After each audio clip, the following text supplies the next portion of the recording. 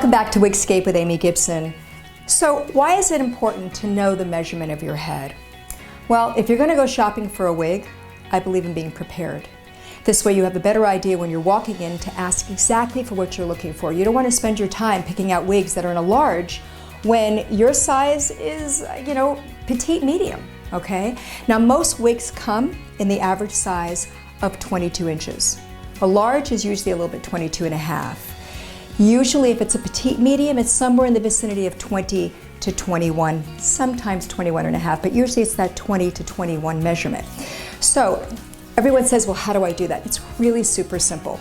The main thing you want to do is start right here along the top of your eyebrows, and you want to go evenly all the way around, not down and not up, but you want to take the tape evenly all the way around. So we're going to start right in the middle here, and I'm going to take the tape. Going to see it's evenly around my head and the back here, around her head.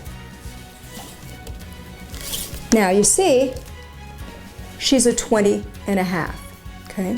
That's one way of measuring. So another way to measure is actually to start right here, the top of the hairline. You're going to go around here, around the nape, down here, come around behind the ear, and meet it again right here. So now I put a little tape on the back of this mannequin, so hopefully it will hold. So here we're going to do this, which is right there, okay? I'm going to catch her right there. Perfecto. Now I'm going to bring her up. That worked really, really well. It's fine here. So it's interesting, the circumference going from the hairline around the nape and back up is actually larger than the other circumference just going evenly all the way around the head.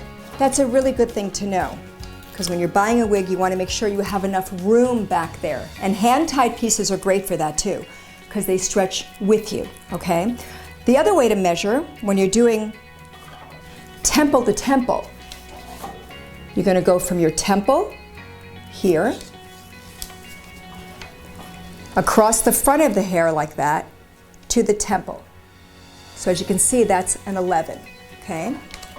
The next one you want to do is ear to ear.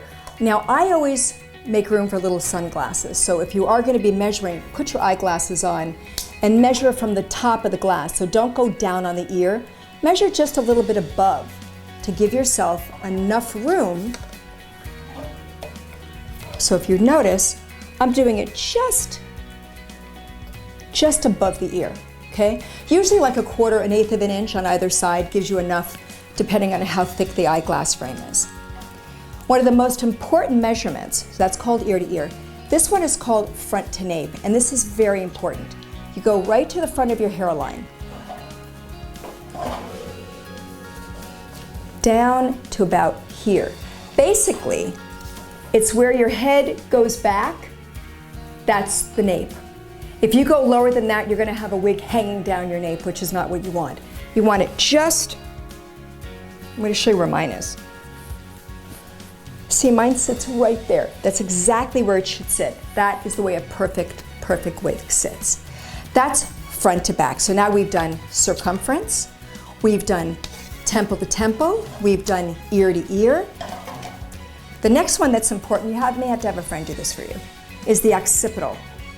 Now the reason why that's important is because if you're going to get a wig made, it's really important because you want to make sure they give you enough room towards the back. And basically, you're going from the occipital here to the other side of the occipital. Okay, it's usually between 5.5 and 6. And the next thing is the nape. You go to the indents. It's usually between 4 and 5 for napes.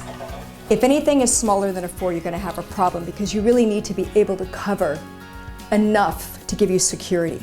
Okay? For those of you who have a really small head, you most likely would have a smaller nape closer to a 4. You'd probably have temple top temple that would be closer to 10. This would probably, ear to ear, would probably be either 10 to 10 and a half, just to give you an idea. If it was front to back, you'd probably have an 11 and a half. That's a small head, but it's very important to measure. And the other thing is, if somebody says to you, well, this is a one size fits all, let me tell you something, nothing is one size fits all. Even though wigs come with little loops where you can take them in, which we'll go into at another time and all that, you still want to get as close to your measurement as possible. Okay, so I hope this helps, and I'll see you next time. I'm Amy Gibson. If you have any comments or you have any questions, feel free to write me. hello@wigscape.com. See you later.